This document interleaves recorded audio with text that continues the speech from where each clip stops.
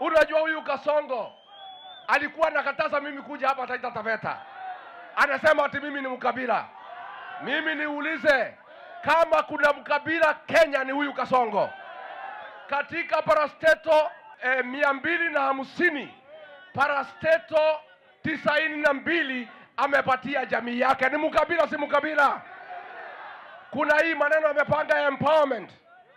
Amepanga budget ya shilingi milioni 10 katika kila constituency Kenya.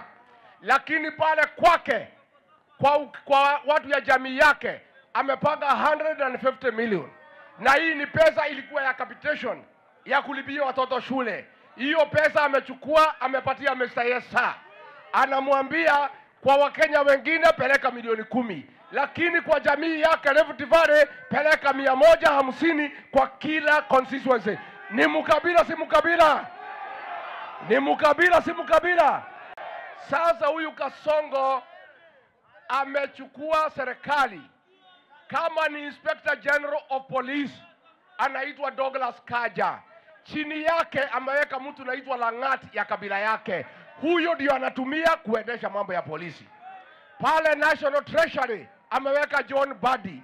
Ameweka PS yake anaitwa Chris Kipto, ndio anaendesha hiyo Treasury.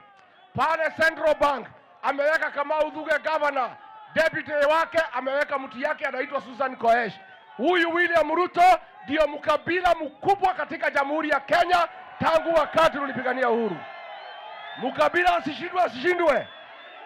Aende nyumbani asiende. Aende nyumbani asiende.